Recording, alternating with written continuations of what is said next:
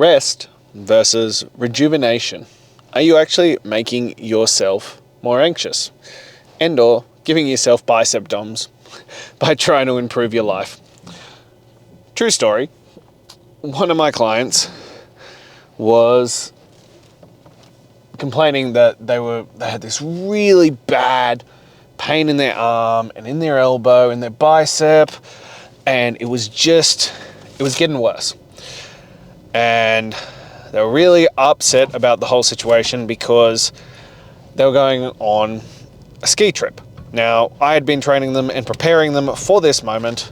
We'd gone to like the full 9 yards, 1-to-1, 16-week program. Well, let me chuck that on for you. There we go. Now you can see my beautiful face. Yeah, full 9 yards. The 16-week program, 3 times a week, one-on-one session, like the full kit and caboodle. We were doing the work and they were ready for it. And the week of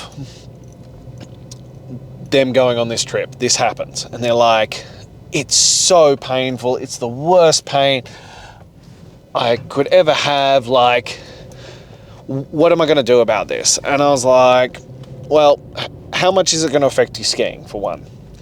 Like, yeah, I get that it's really uncomfortable and all that kind of stuff, but is it truly going to impact your skiing? Turns out the answer was a no. So we're all good on that front. But, you know, it became this thing and they're like, you know, we're doing the gun, we're doing heat, we're doing, you know, Danko rub, we're doing all the things to make sure that they're feeling as good as humanly possible on their situation. But it doesn't go away. If anything, it gets worse. And I'm like, okay, if it's getting worse, it's not one of the workouts. It's not something that we've just done that's exacerbating whatever this is. You know, it's a different thing. So we keep pushing forward and we're having this conversation about what's changed, you know, and we'd had this discussion earlier on rest and rejuvenation and what true rejuvenation and things look like. And I get this message the next day and they're like, I think I've worked it out, and if I'm correct, you're gonna laugh. So we'll come back to that in a minute. When it comes to rest and rejuvenation, most people look at things like TV, social media, alcohol, junk food, video games, porn, doing fucking nothing, you know, just full blown kicking back, not doing anything at all, right? And this is what we call sedation. This is sedation at the highest order because it's shutting down your mind. It's, you know, turning the mind off. You don't have to engage. You don't have to do anything for it. It's just, you know, you plop down and blah. Whereas actual rest and rejuvenation requires some form of effort. You know, not full-blown effort, but some effort. And I think this is the rub on most of the things that are beneficial in your life. Most of the things that actually will serve you, that will actually create benefit, that are actually good for you, they require some form of effort. Like even down to having a good night's sleep, getting the best quality sleep. You know, everyone's like, you get tired, you lay down, you rest. No. To have a true, like, to look after your bed hygiene, you need to turn off your devices an hour before bed.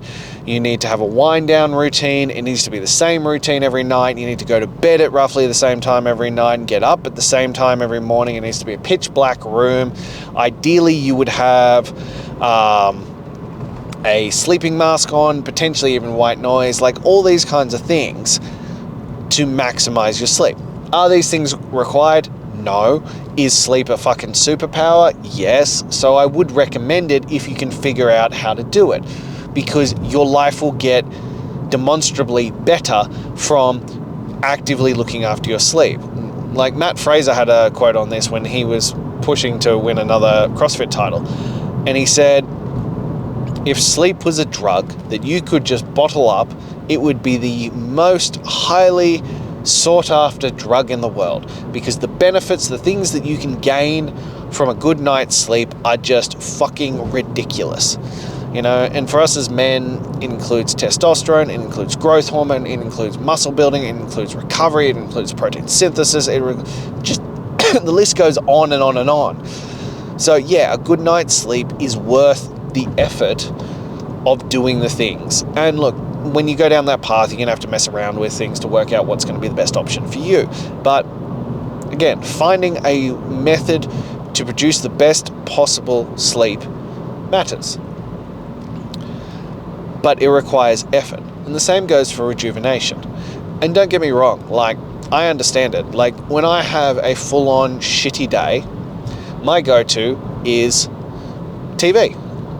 I am an open addict of TV, of social media, of video games, of junk food. I've just made the choice to lead a better life. I've made a choice, and I make a choice every single day to do better. Do I slip up, especially on TV and social media? Abso-fucking-lutely. And every time I regret that, because I don't feel better when I utilize those things as my downtime. I just end up feeling worse. And it's this fucked up thing of when you choose sedation rather than rejuvenation, you decrease your ability to handle stress. You decrease your ability to find happiness and satisfaction. You're actually making the situation worse. I think it's part of this epidemic of depression and low motivation and low self-esteem and low effort and low goal setting. And as I said a few times, the bar's on the fucking floor for what it takes to be exceptional in today's world. That's why I'm excited for my children, because they're going to fucking run this world. They've got work ethic, they're going to have compassion, they're going to have empathy, they're going to know how to work, they're going to know how to get shit done, and they're going to run the world because they ain't going to be afraid of shit. But that's aside for a story for another day. But yeah, we have to actively choose things that will rejuvenate us. So it requires effort. So what are those things? And, as I said, often I parrot things that I end up having conversations in sessions about. But they are things like meditation. They are things like drawing, coloring, painting, going for a walk in nature, reading books, doing things that aren't true full-blown effort and are like work anxiety level, require stress and deep concentration, but things that require you to be present and in the moment, not shutting your brain off. They can even be things like board games, building Lego, woodwork, camping, hunting, these kinds of things. They require effort and concentration, but they are rewarding in that manner. And so these are the things we want to be choosing when we're choosing things for our downtime, when we're choosing things to, life is overwhelming and we want to take a step back. And after a while, you'll find you'll choose these things by accident. On a conscious level, I'm holding up really well. I'm under quite an immense amount of stress with everything that's going on, but it's not affecting me on a conscious level. On a subconscious level, I'm recognizing the patterns that it's going on there, that I'm starting to catch myself on that. So the other day, what I did was, and to paraphrase my wife here, I'm not allowed to touch flames, sharp objects, power tools, or anything that could cause bodily harm to myself or others. And so normally I'm not that I'm not allowed in the kitchen, but I just don't go in the kitchen so I don't fuck everything up. I'm not a good cook. But, what I did was I found some recipes online and I cooked myself some food using carnivore recipes. So they're still within my diet. They're still perfectly on point. I made sure I kept within all that. But for me, that was a deep challenge. Look, they weren't complex recipes, but I am not good in the kitchen. Usually my cooking is limited to bacon and eggs and steak. It's about what I cook. But this was rejuvenating because it was something that required effort. It was a challenge for me, a challenge that I conquered. The food was edible. And it rejuvenated me. I didn't sit there in sedation. I didn't just shut my mind off and just blur. I actually engaged and did stuff with it. And that's what this is about. That's the purpose that we're looking for with this. And so when you are looking for things that are going to bring you back, to rejuvenate you so that you can be your best version, start looking to these things, and you can find the thing that's going to suit you. It could be a hobby. It could be, as I said, it could be Lego. It could be painting. It could be drawing. It could be meditating. It could be camping. It could be hunting. It could be hiking. I don't care. Find something that suits you, but don't sedate. Don't shut off your mind. Engage it. Let it wander. Let it be free to figure those things out. Don't just spoon feed it content and chase little dopamine cherries, because you'll end up feeling worse. It will not give you back the energy and the mental focus and the fortitude you are looking for. So find a better way. Now, back to my story of my client. So we had this discussion. So what they'd started doing was, they're going through a very stressful period of their work at the moment. They'd taken up colouring in. You know, one of those adult colouring in ones where they've got like these very intrinsic geometric patterns. Sorry, you just got to take in the moments of those beautiful things. I'm just driving, and there is a particular moment on every night when I'm coming home from work, and I can see the city and all the beautiful lights. And every time it hits me, and the beauty and the insignificance of us all, but at the same point that we are direct control of our reality. And I have to take a moment and be grateful for those things. So I apologize for interrupting my stream of consciousness there. But yeah, they'd taken up colouring in, and those big geometric patterns and those intrinsic little sections. And so they'd been colouring in so hard that they had given themselves DOMs in that muscle, that they'd literally got delayed onset muscle soreness in that muscle, and it had fatigued out, and it was cramping and hurting. And it was getting worse during the snow trip because they had more time, so they'd really enjoyed this colouring, so that's what they'd been doing. So, you know, moral of the story on that story in particular is, when you choose your rejuvenating things, just be aware of the consequences of those actions. That if you decide to take on a completely new format of things, make sure you're aware of how that's going to affect your body as well.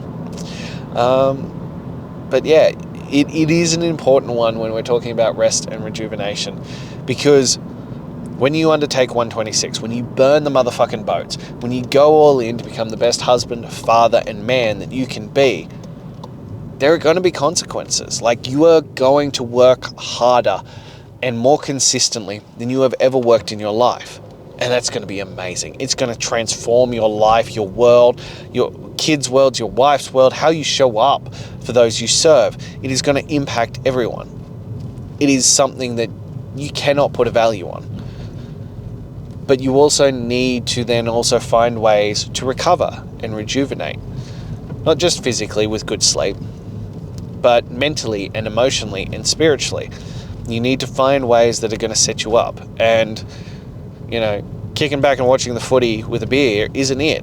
Am I saying that those things won't happen anymore? No. There will be times when that happens. But you need to find things that are actually going to rejuvenate you, that are going to fill up your battery, not just, you know, put a smiley face on an empty fuel tank. So I think it's really important that you start thinking about it now before you undertake this task, as to what you're going to do and what's going to bring you the most bang for your buck and most benefit. So, yeah. That's all I have for you today. I hope you have enjoyed another episode of Greatness in the Car, and that you find nuggets of wisdom in this, and that it truly does help you. Now, as I said last week, normal platitudes. If you found something of value, if there was a nugget that you went, boom, mind blown, life altered, changed forever, you know, anything along those lines, or if you just enjoyed the sultry tones of my voice, please like, follow, comment, subscribe, join the YouTube channel, join the Spotify, get in on that, give me the support on there so that I can keep reaching you and I can keep helping you chase your greatness. And if you're ready for a little bit more, join the Daily Greatness mailing list.